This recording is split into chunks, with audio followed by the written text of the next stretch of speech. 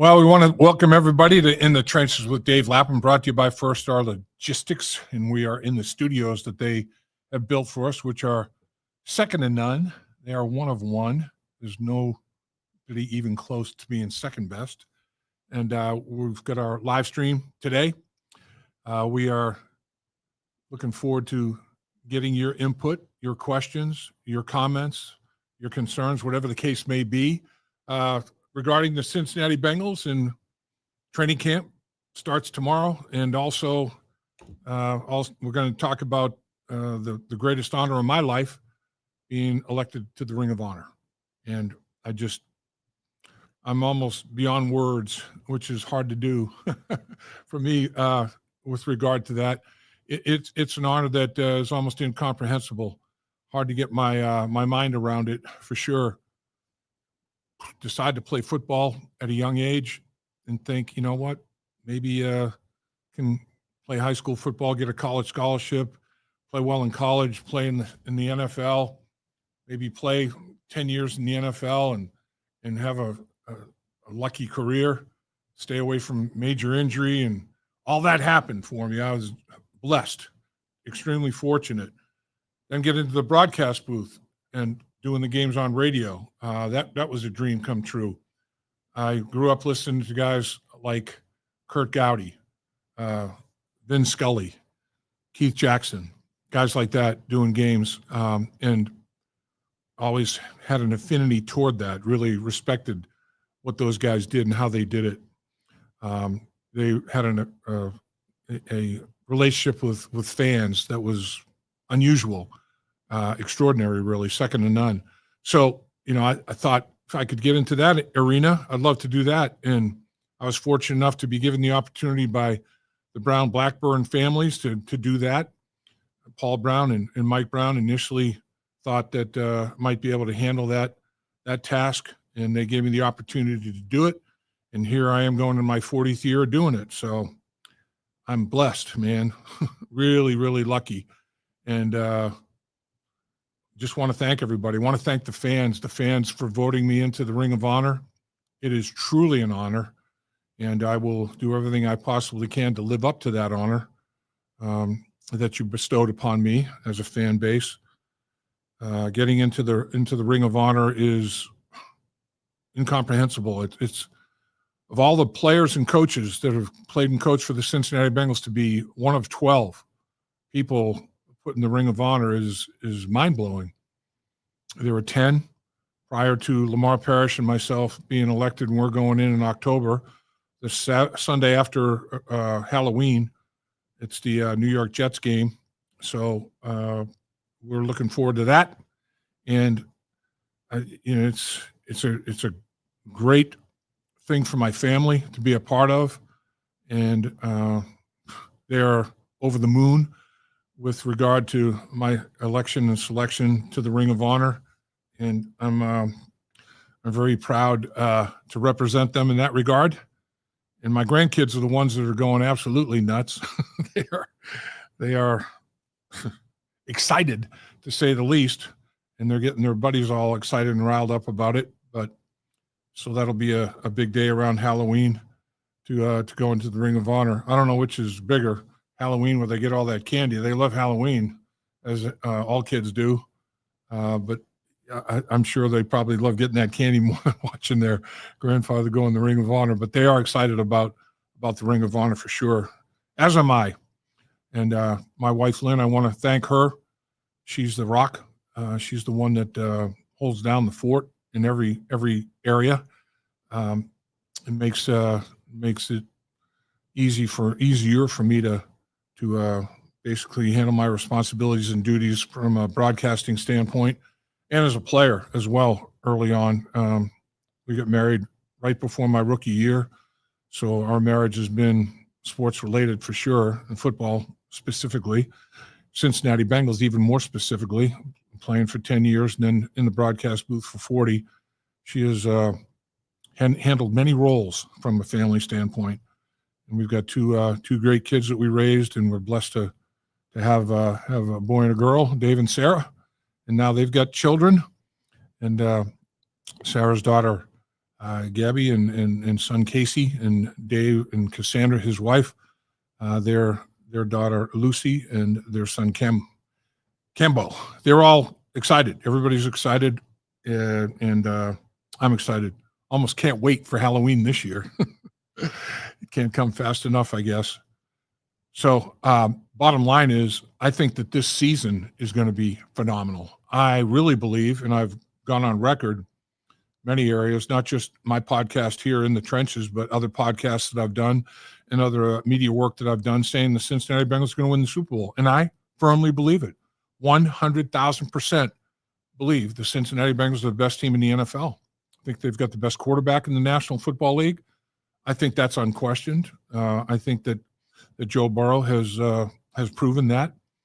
Multiple seasons he's proven that. He's unbelievably talented, can throw the football as well or better than anybody. He sees the football field as well or better than anybody. So physical traits and mental capacity is second to none. Extraordinarily unique. He is as fine a football player as I've ever seen. Any position. I think he's the best player at any position that I've seen. And then, you add in Jamar Chase, T. Higgins, Mike Gesicki, weapons like that. Yossi Vash as the third receiver in the slot. That's a lot of weaponry out there, a lot of firepower. Chase Brown coming out of the backfield, catching the football, running routes. I mean, they're all good route runners. They've all got abilities to separate. They've all got tremendous hands to catch the football. Joe Burrow puts it in spots where it's very catchable. He throws a football that is accurate and has a tight spin, a tight spiral. The release of the football off his hand is extraordinary, as good as I've ever seen. And it comes off humming, boy, and it's moving. And it's got some RPMs to it, and he puts it right on the money. And it's not a wobbly ball, easy to catch. And I know players love catching Joe Burrow's passes. It's not a hardship. Let's put it that way. So a lot of things to look forward to. I think this season is going to be very, very unique in Bengals history. I think the football team is well put together. I think the Brown-Blackburn family have done a phenomenal job of drafting and signing free agents to add to the mix of guys and players that they've already got on board that are going to make major contributions to the success of the football team this season. There's no doubt in my mind that the Cincinnati Bengals are going to be a potent offense. They'll probably score 35 to 38, maybe 40 points a game. They did it last year. They're going to be able to do it again this year. They're better up front in the offensive line, so that should give Joe Burrow and his weapons even more time to pick apart defenses, find the areas of weakness, exploit those. I think Joe Burrow will survey the football field even quicker and make even quicker decisions and get the ball out to those respective targets accurately, on point, hitting areas. I mean, right shoulder, right there. Belly button, boom, right there. Neck, right there. Wherever body part he's aiming for, he can hit it from 30, 35, 40 yards away. He's remarkable, one of one in that regard. So watching the Joe Burrow and the weapons take defenses apart, watching the Cincinnati Bengals defense improve. Al Golden, phenomenal big addition to the coaching staff as defensive coordinator. He's a proven commodity. He's done it elsewhere successfully. He's held in high regard. He is a tremendous communicator. He knows what he wants. He knows what he expects his players to do. He knows how to teach his system effectively. He's a tremendous communicator. I think the defensive line additions are going to be phenomenal for this season. I think the interior of the Bengals offensive line is going to be reworked. They've signed free agents and they've drafted people to compete in the interior of the offensive line, specifically the guard position. And then the interior of the defensive line, specifically defensive tackle, they've done the same. In terms of draft and free agency, they have signed multiple candidates to compete at a high level in that regard. at that position group. So I'm excited about it. I think you win and lose games at the line of scrimmage, and I think that was a problem for the Bengals last year. It's the reason that they didn't go to the playoffs and advance in the playoffs and win a Super Bowl is the line play at the line of scrimmage in the trenches was not quite up to snuff. I think now it will be. I think now it'll be amongst the best in the National Football League, which will match them being amongst the best in the NFL and all the skill positions that we talked about and other areas. So the coaching staff, the players, the schematics, all of it are everything that they're going to put on the table for this upcoming season is going to be second to none. I think we got a lot to look forward to, a lot to be thankful for. I think the Brown Blackburn family have done a magnificent job of putting together pieces that will compete at an extremely high level, and I think we'll enjoy success in this season, 2025 coming up. They're going to win a lot of football games. I think they're going to win the division. I think they'll win the AFC Championship, and they'll go to the Super Bowl and win that bad boy. That's my prediction, and I believe that wholeheartedly. And I've been very vocal in that regard without any form of embarrassment whatsoever. I think that the coaching staff, the head coach, the coordinators, the assistant coaches are all top shelf, and the players, quarterback is the best, wide receivers are the best, tight end is extraordinary in terms of his ability to take advantage of the middle of the football field with the receivers tying up people on the outside of the football field, Chase Brown out of the backfield. I mean, there were weapons galore, and then it's all put together very effectively by the coaching staff, which has as good a head coach as there is in the NFL, coordinators as well. I think the offensive coordinator, Dan Pitcher, defensive coordinator, Al Golden, are as good as it gets. I think that they're phenomenal with what they do schematically and how they teach it, and they've got skilled, talented players that are very intelligent to work with. So I think they're basically their schemes are going to be executed at an extremely high level. I think they're excited about that. I think the players are excited about having the coaches install their schemes for the players to take advantage of and to execute and to beat people. And I think they will beat people. I think they're one of the best teams in the NFL. There are a lot of good teams in the NFL, but I think if they play sound football and avoid mental errors, they're going to win their share of games. They're going to win a lot of games, and they're going to go to the Super Bowl and win it. That's my feeling. I've been very public about that.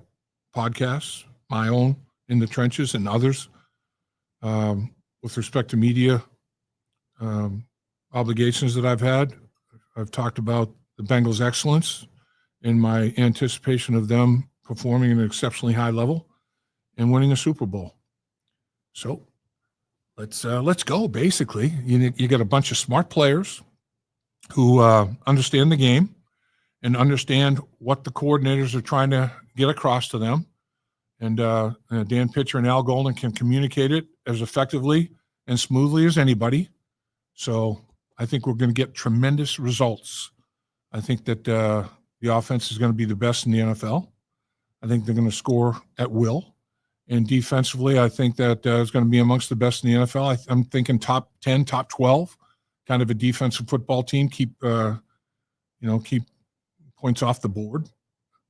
Don't let the opposition score more than 17. Hold them between 10 and 17 a game. You're going to win a lot of football games because I do think the Bengals are going to score 30.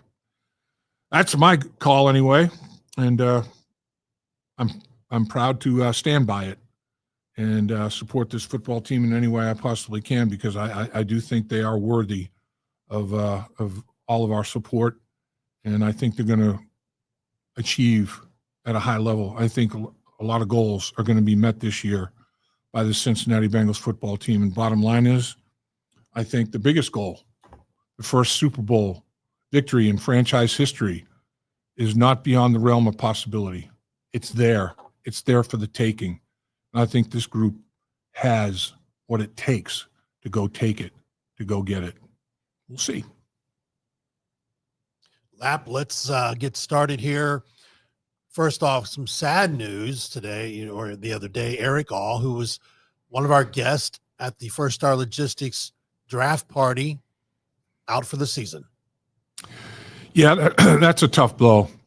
It's a tough blow for Eric All, for his teammates, for the position group at the tight end position. They do have some talent at that tight end position. We already talked about Gesicki. I think he is as good as there is in terms of being able to play the tight end position at the end of the line of scrimmage or detach and play in the slot and be a slot receiver. I think he's got the versatility to do both. They've got multiple players that are extremely talented at the tight end position. Some are better blockers than others. Some are better receivers than others. But as a group, collectively, I think the tight end position is a strength, a position of strength, and they're coached exceptionally well. I think that they're ready to go out and perform at a high level every single game, and they do go out and get it done at a very high level. They work very well as a unit. They complement each other in terms of style of play very well. I think Gesicki obviously is the talented receiver of the group, as we talked about, but they do have other players that can hurt you in the passing game, and others can do some damage at the end of the line of scrimmage running the football. So they've got multiple ways to attack defenses. Eric All would have been a big factor in that equation. I mean, he is very skilled in both areas. I mean, he's a good receiver of the football, great hands, catches the ball very, very smoothly. He's an efficient route runner. He knows what he's doing. He knows how to set defenders up.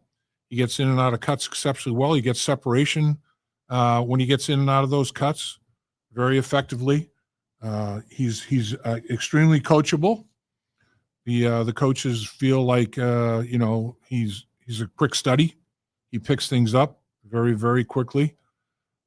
He would have been a huge addition to the tight end position and to the football team offensively this year. There's no doubt. Joe Burrow will miss him. He's a tight end is a very important position for quarterbacks. It's kind of like that safety net. When everything else is taken away, usually in the middle of the football field, and that tight end position is got an opportunity to win their one-on-one matchups, and the tight end group can do that. They're coached to do that, and they can do it. They've got the talent to do it.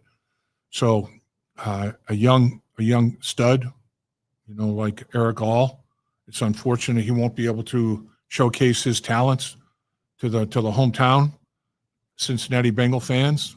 He went to high school locally, played college football in the area, and now he's back here in Cincinnati playing for the hometown Cincinnati Bengals. So he's going to be missed, no question about it. He's going to be missed. His skill set is hard to replace.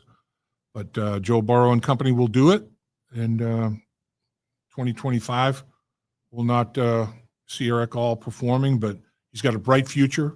He's going to be around for a long time. He's going to be putting up big numbers for the Cincinnati Bengals for years to come. So don't give up on Eric All. Don't forget about Eric All. In the short term, he may not be able to participate, but his long-term forecast is extremely bright. There's no question about that. Let's go to some questions. Lap, Dolores, one of our regulars. We always welcome Dolores to the show. And she's got a couple questions, but one we're going to start with, we talked about local players, University of Cincinnati product, Desmond Ridder being added.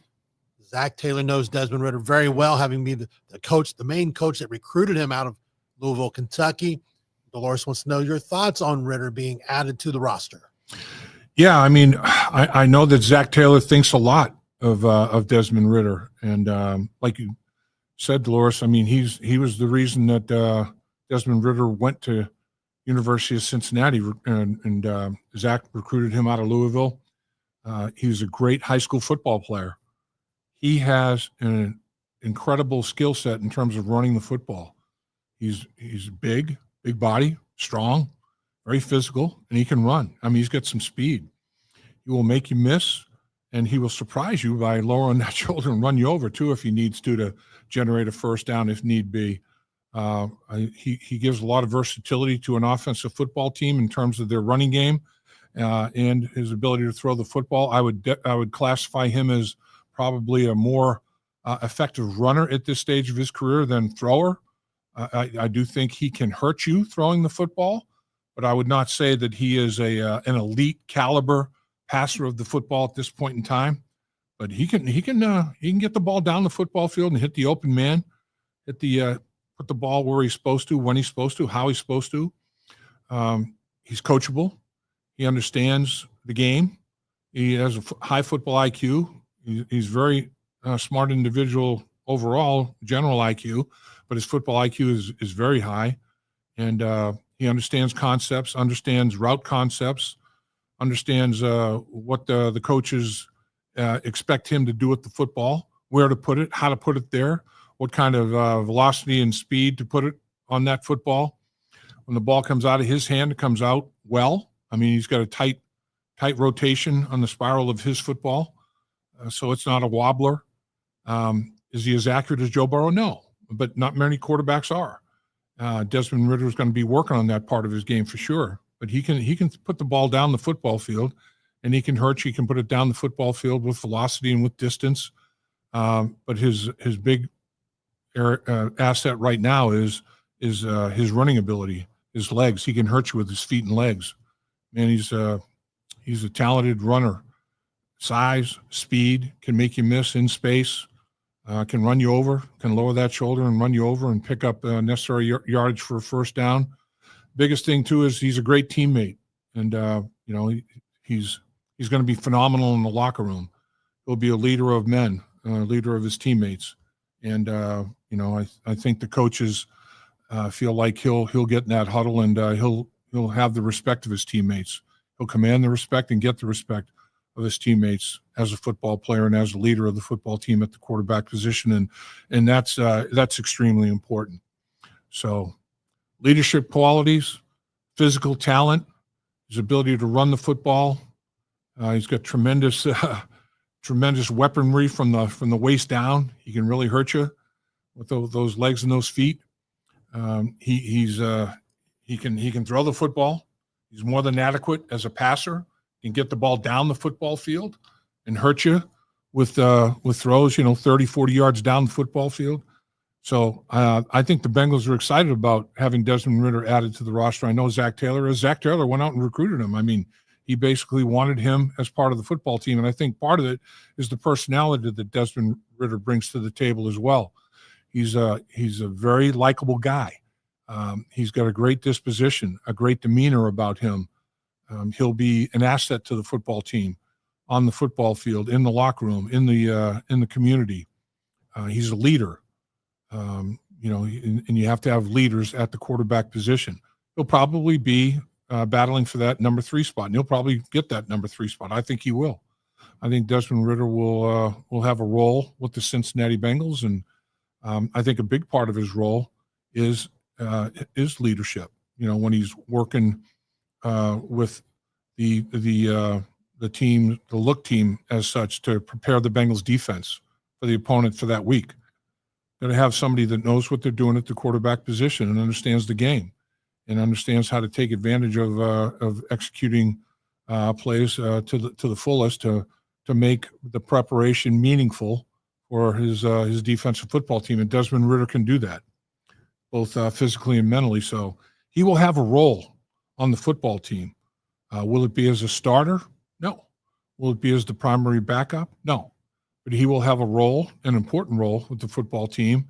And I think his personality and his disposition and his discipline and the way he approaches the game of football will be welcomed. We're going to continue on the Desmond Ridder here. G. Lou says, did they sign Ridder because Browning is in a contract year? Yeah, that could be part of it. If in fact you can't come to terms with a player, you move on, And if another player decides that they would like to take advantage of the opportunity that's being presented to them by the organization, you go in that direction. That's just the nature of the beast. I mean, it's a competitive environment. And if you can't come to terms with the quarterback that, that was with you last year in a role, or you decide that you're moving on from that quarterback, and that's not the case. It's not a scenario where you can't come to terms with him. You just decide that you're going to move on. You don't give him an offer, and you move on. You waive him and pave the way for somebody else to take that roster spot. That's life in the National Football League. It is uber competitive. It is probably the most competitive sport that there is, because there are so many players trying to play for so few positions. I mean, you think about all the high school, college, and players in the nation, and only a select few are going to make the National Football League every year. So there's a bunch of players trying to fill a very few number of openings on an annual basis, and it is competitive, to say the least. So that's life in the NFL. That's the environment that you're in. Competition breeds excellence performance, and you certainly want excellence performance at that quarterback position. Question from Joe Lapp: who are your breakout players on both sides of the ball? Well, I think breakout player, unfortunately, one that I thought might be a breakout player this year is Eric All, and he won't be able to play this year. 2025 will not be the year that he has the opportunity to break out. Doesn't mean that he can't do it in 2026 and every year after that. I think Eric All has the skill set. I think he's very versatile. I think he can handle both phases of the game at the tight end position. I think he's an excellent blocker. I think he's a more than adequate wide receiver of the football in terms of route running, hands, being able to create separation with that route running ability. And, he's physical. I think he can run people over after the catch. I think he's a huge weapon. I think he would have been, a prime candidate to be a very big breakout player this year. I do think that, what are the Bengals going to get out of their group at the running back position? I think that's an important position as a group. They don't necessarily have like one of the great running backs in the National Football League, a perennial all-pro player back there at the running back position. But as a group, I think they've got pretty good talent. I think they can get things done. Chase Brown can come out of the backfield and catch the football very, very effectively. He's a good route runner, gets separation, and catches it. And with Joe Burrow at the quarterback position, Joe Burrow has a safety net, a check down to Chase Brown. And he has also Gesicki. But if Gesicki is taken care of in the middle of the football field with coverage, he can go to Chase Brown, check it down, and Chase Brown catch the football and do his damage after the catch and move the chains and pick up yards for Joe Burrow. If he goes 6 for 6 out of the backfield to his running back for over 60 yards, that's pretty darn effective. That's a weapon that you like. It's a weapon that not a whole lot of teams, not a bunch of teams in the NFL have. The Cincinnati Bengals have one. So I do think that the running back position will be extremely competitive, very uniquely competitive. Samaje Perine comes back into the fold. He's a guy that the Bengals know is dual threat kind of guy. He can hurt you as a receiver out of the backfield or blocking and blitz pickup responsibilities, or he can run the ball effectively. So you have a complete player in Samaje Perine who comes back to the Cincinnati Bengals for a second time. He's performed well. He performed well for the Bengals in his first opportunity here. He performed elsewhere. He's a guy that has taken advantage of opportunities when they've been presented to him. So I think a big opportunity is going to be presented to him here in Cincinnati this year, and I think he will take advantage of that and step up as well. I think he'll perform at an extremely high level. I'm excited to see what Samaje Perine brings to the table offensively this year and the damage that he'll do to opponents, with the role that he'll be playing. I think it's going to be a big role. I think it's going to be an important role. So, yeah, there's multiple breakout players in the offensive side of the football. Defensively, boy, I'm looking at Cam Sample. You know, what's he going to give you out there on the edge? I think he's got a big breakout opportunity. I think that there are other edge guys that are going to have an opportunity to basically blossom in Al Golden's defensive scheme as well. Al Golden's scheme is a pressure-oriented scenario. That's not necessarily crazy blitzes, all different kinds of silly looks, or not silly, but a myriad of looks defensively that will confuse the offensive linemen in particular, offensive players in general, offensive linemen in particular and specifically. But that comes from the interior of the defense, the edge. Guys getting put in those one-on-one situations because of what Al Golden is doing inside will give opportunities for guys to step up and show their physical attributes on the edge. And I think multiple players will do so. I think it's going to be interesting to watch all of those guys develop on the edge. And what are they going to give Al Golden off the edge? What kind of consistency will there be week in and week out by all those young players? And I think Al Golden is excited about developing those guys, giving them a toolbox that they can take advantage of. And that's what players crave. Players crave coaches that will give them tools that they can utilize and break down an opponent. And the more ways you have to attack an opponent, the better off you're going to be. And Al Golden understands that, and he provides a big toolbox. The players know that Al Golden is capable of providing that toolbox and helping them implement it to the fullest, take full advantage of what they're going to the looks that they're going to give, the varied looks they're going to give the opposition. I'm excited about it. I think they're going to be much stronger on the edge. I think they're going to be a better defensive football team across the board, particularly at that tackle position, like we talked about, picking up more talent in the draft and free agency. I really like Al Golden as a defensive coordinator. I think that his scheme is proven. I think players understand that he is going to put them in the best possible position to take advantage of the opponent and making big plays than they've ever had in their career. And, it's up to them to study and get the packages, the pressure packages and everything that Al Golden is going to be coaching, get it in their mindset where it's second nature. I mean, they're going to just be able to roll out of bed and execute what Al Golden has for that particular weekend, weekend against the opponent to take full advantage of knocking that opponent down a few notches. I think that defense is capable of winning football games. The scheme with the personnel, I think 1 + 1 = 3. And I think they're going to win their share of football games this year with Al Golden as defensive coordinator. Greg Jones had more of a personal question. Lapham, my next door neighbor is Wally Tipperman Jr. Did you see that Dr. Tipperman passed away? Do you have any remembrance of the good doctor? I do have remembrance of the good Dr. Wally Tipperman.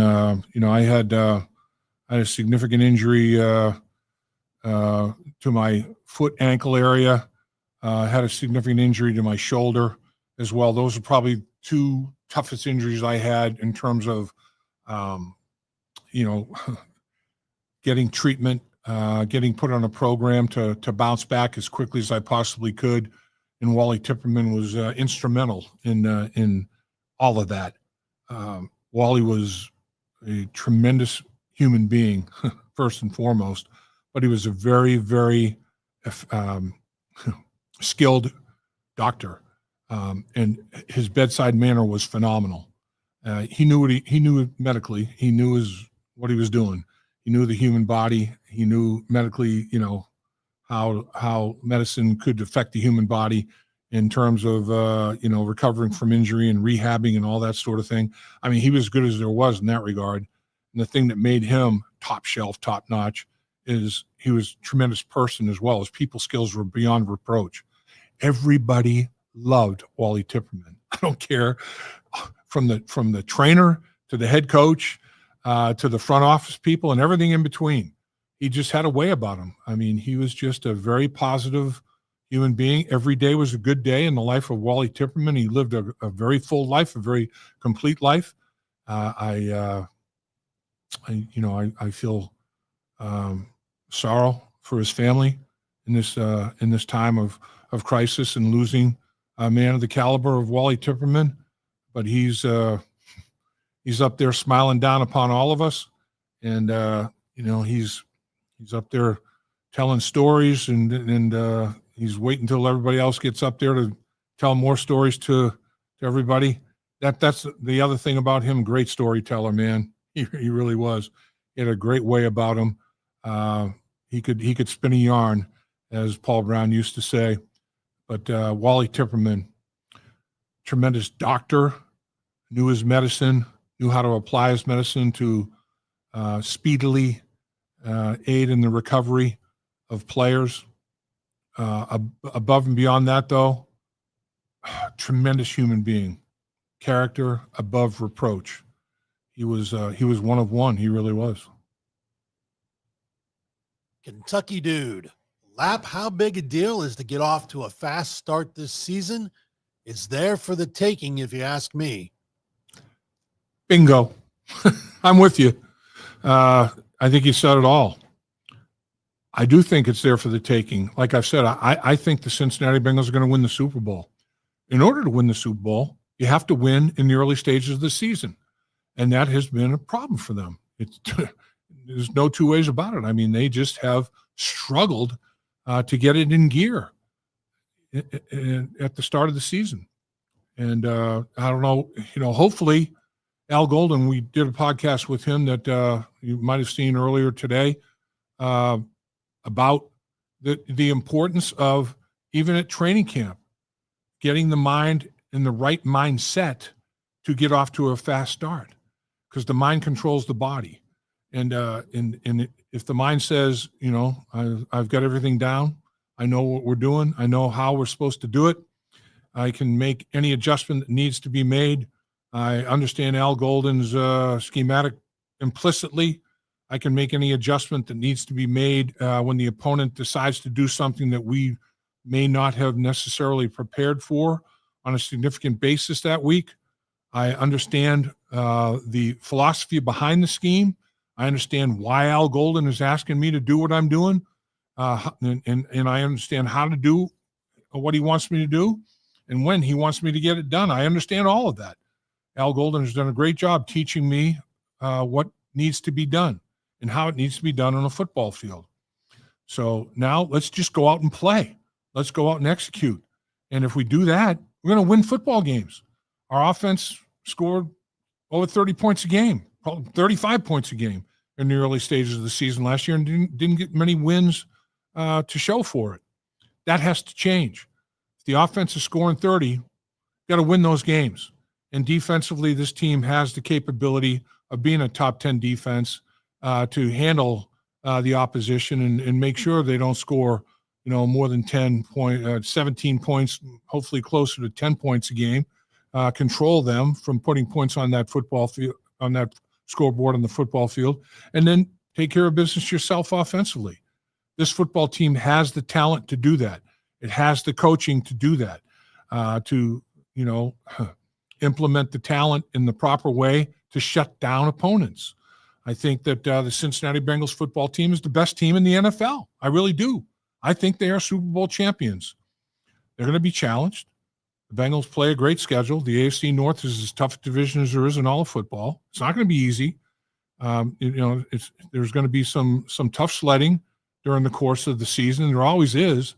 But I do think this team has the resilience to bounce back from adversity if adversity does strike, if injury strikes, if a couple of losses in a row take place or whatever. This team has the resiliency to bounce back.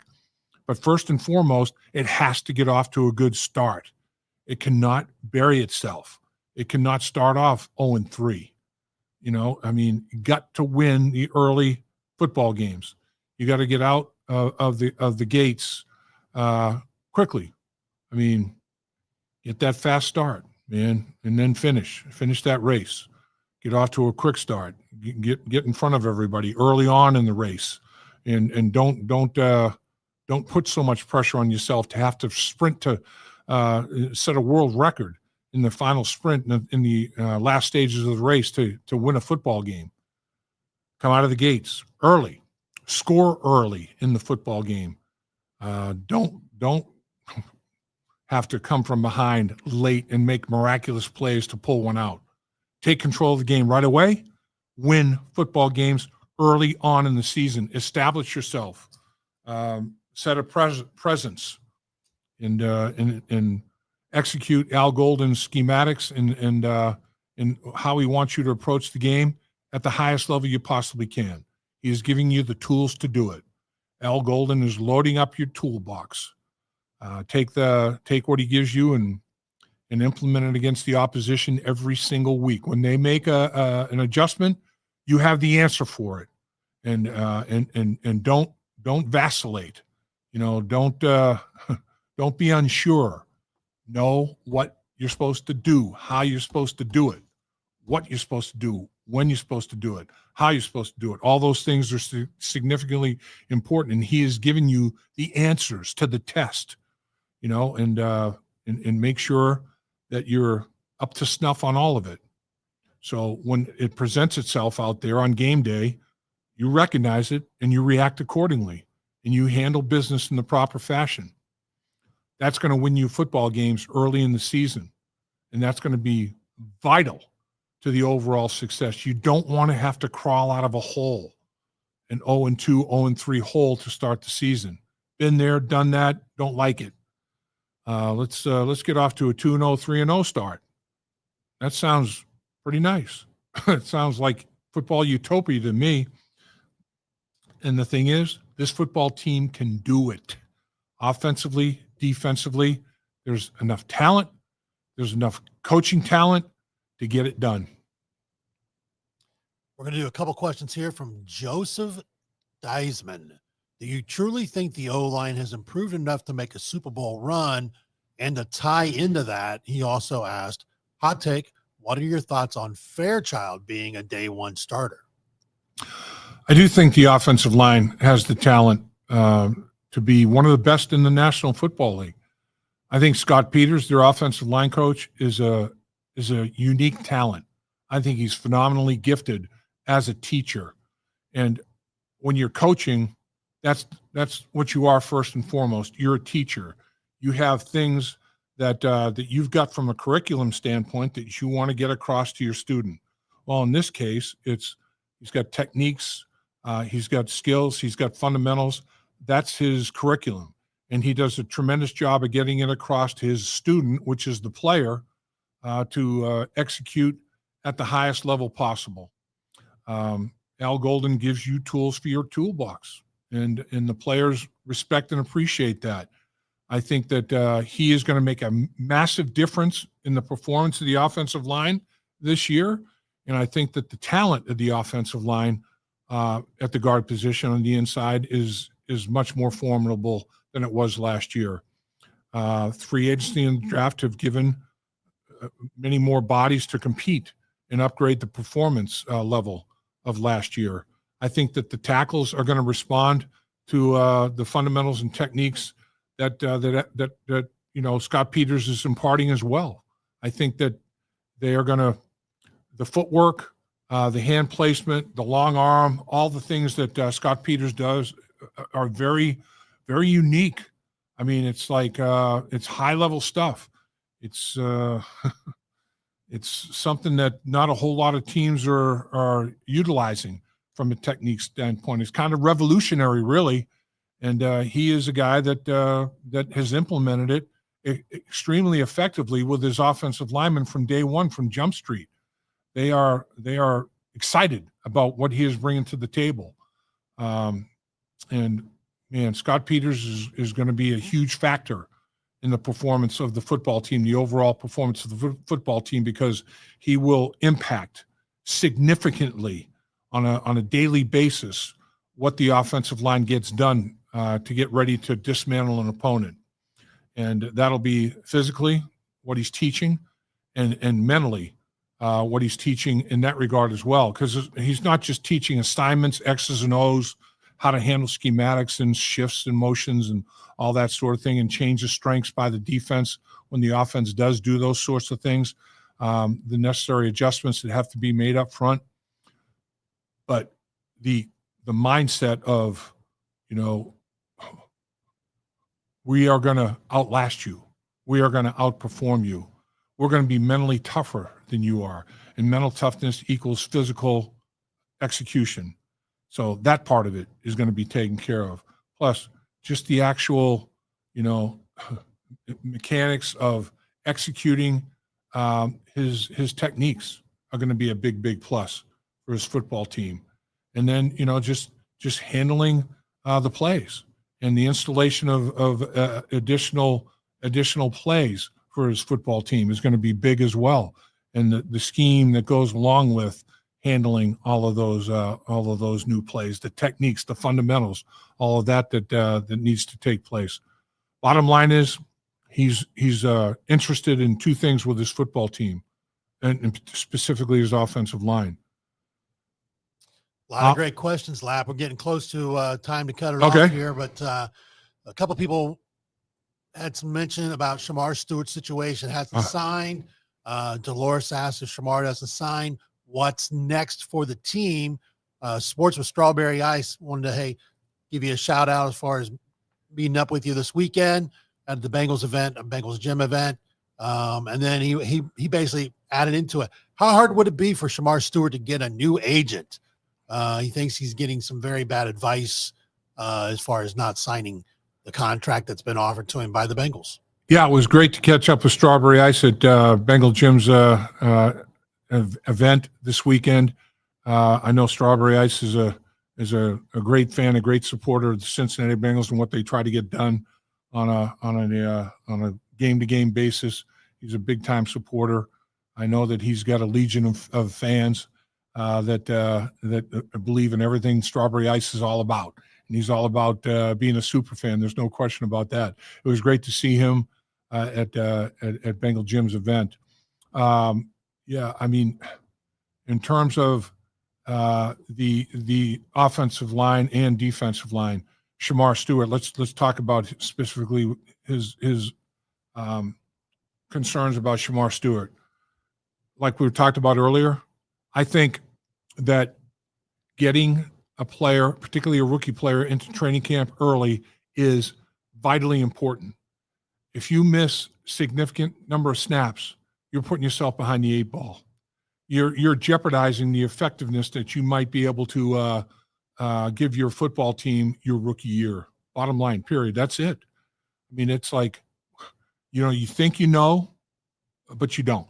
You don't know what you don't know at this point in time. That was an old Paul Brown saying. You don't know what you think you know.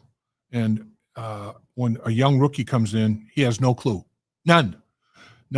Al Golden has a significantly sophisticated defensive structure.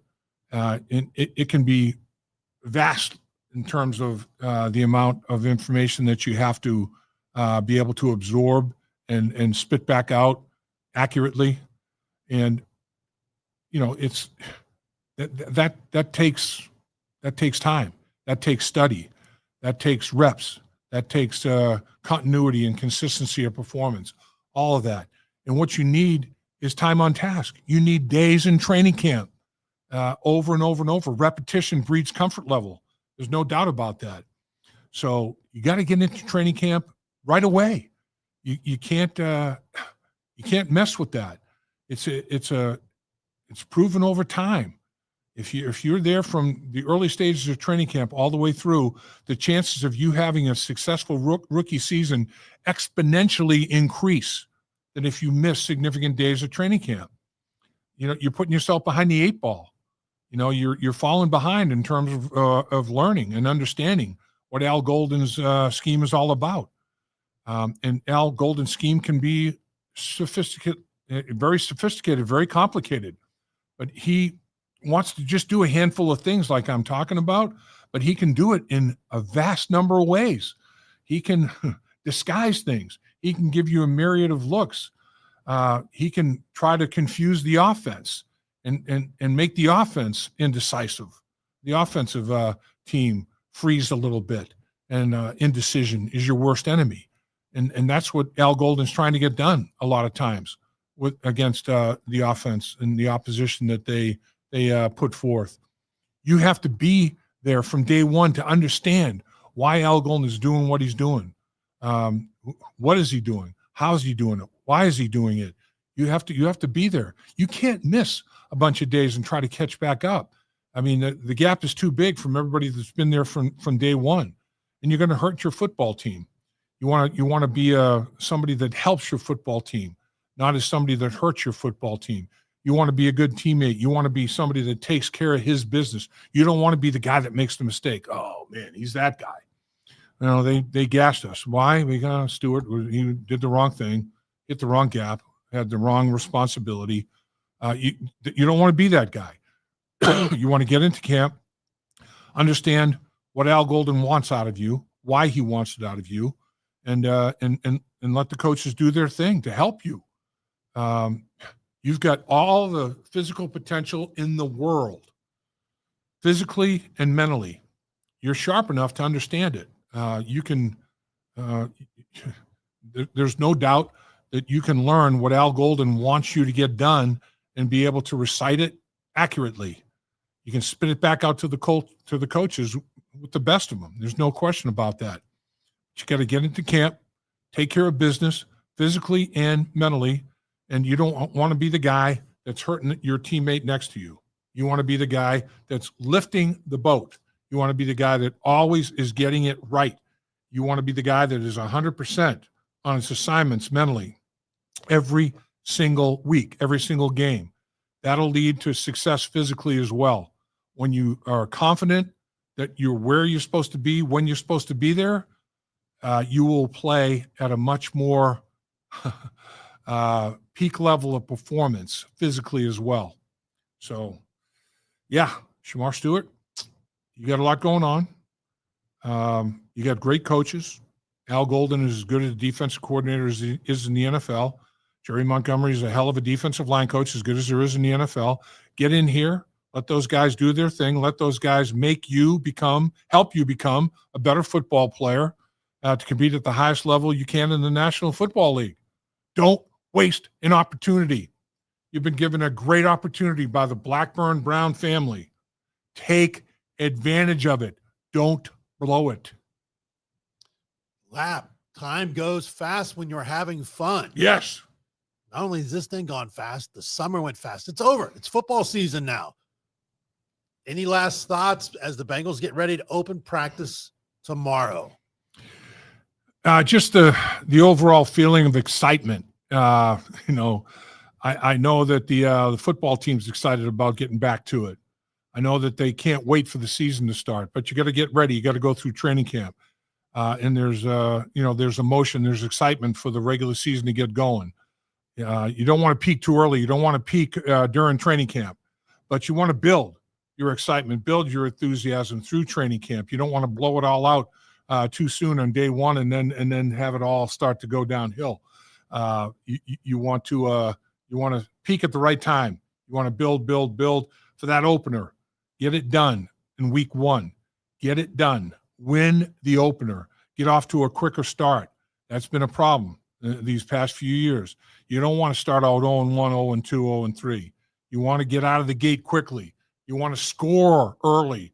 You want to score quickly. You want to score consistently. You want to put up 30 points a game, hold the opposition to 10. That would guarantee victories in the National Football League. It would guarantee victories at any level of football, high school, college, or the NFL. Get into camp. Get it done. Get yourself ready. Get yourself both mentally and physically ready. It's going to be a fun ride this year. I think this football team is going to win a lot of games, but you got to win the early games in order to get where you want to be. To go undefeated, you got to win week one. So that's your focus right now is week one, getting after it to the highest level you possibly can, being a good teammate, knowing what you're supposed to do. You don't want to be the guy that's causing problems for the guy next to you. You don't want your guy to be right every single snap, and then you make mistakes, a handful of snaps, 5 snaps, say, for example. Can't happen. You can't be that guy. You can't be the guy, oh, man, I mean, we got great play out of our tackles, but, man, the guards stunk. Guards were awful. Can't be that way. The Bengals have improved things in the middle at the guard position with the offensive line. Get off to a good start. Be consistent week after week in your approach and your performance. That'll lead to a lot of victories. And that's what this football team is capable of, winning a lot of football games. Not just a few, not just one, not just a few. They're capable of winning every football game they play, Dave. Again, we want to thank everybody for being with Dave Lapham in the Trenches, presented by First Star Logistics from the First Star Logistics studios. And we do these live streams. We're going to have practice reports with Lap throughout training camp, so be tuned for those. Lap, was your son an accounting teacher? I'm sorry? Is your son an accounting teacher? No, he's he went to the business school. He's now well, he did teach for a little bit, but now he's in the world of accounting as the vice president of finance. John had said your son was a great accounting teacher, so he must have had him the short. He must have had him early on. He did that for a couple of years and then decided to get into the into the accounting world himself, working for a business as the executive vice president of accounting, and make a little bit more money than can be made as a teacher, I guess.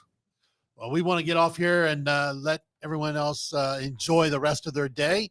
And we want to thank First Star Logistics for everything they do for us, providing us all the equipment and the necessary needs we have to put on In the Trenches with Dave Lapham each week. And Lap, man, we talked about this the other day. Season 5 together. I can't believe it's gone so fast. I know, it's crazy, Dave. I mean, 5 seasons. Whew. It doesn't seem like it. I mean, time flies when you're having fun, and that's what we have. Football's fun. There's no doubt about it, and that's the way we try to approach it. I know it's fun for you fans. There's nothing better in my mind than NFL season. I mean, that's months of entertainment. I don't have to worry about what am I going to do with my free time, my downtime. It's football all the time. So you don't have no free time? I've never seen you have free time. You're always working. Try to, man. Try to. There's no question. I mean, in the trenches, we get after it during the season. I mean, it's 3 podcasts a week, every week with In the Trenches during the football season. We love every minute of it, Dave. And you and I are both football junkies. And there's nothing better than football season. And here we are. Here we go, Dave. We talked about the other day. We always have to talk about Mason too, because Mason works his butt off too. He does. Mason is diligent. He stays after it. Mason played quarterback at the high school level and tight end, DN, tight end, and DN. Okay. Well, initially, did you play any quarterback, Mason? No quarterback. Okay. Well, you had to have a good relationship with the quarterbacks as a tight end DN. He understands the game, played both sides of the football, understands what it takes to be a complete football player. That's a difficult task, being a two-way player even at the high school level. I mean, the level that Mason played, the league that his team was in, very competitive. I mean, Mason High School, man, that's a competitive school, and to play both ways at Mason High School and play in the league that they play in is no easy task. It's a significant accomplishment. And we get guys like that, football guys, football junkies, Dave, like us. Everybody that is involved within the trenches loves the game, worships the game of football. It's our life. It's not just a hobby. It's our existence, man. We love it. He's Dave Lapham. You've been In the Trenches, presented by First Star Logistics. Until next time, everybody. Hooday. Hooday. Dave Lapham here, and every day I am grateful for my experience to have played professional football. As a player, I realize self-motivation, leadership, and appreciating your teammates are key. At First Star Logistics, you can use those same attributes to create the life you want for you and your family. Build your future by working hard like I did. You'll see results both on and off the field. Call First Star Logistics today and be part of our winning team. Opportunity knocking.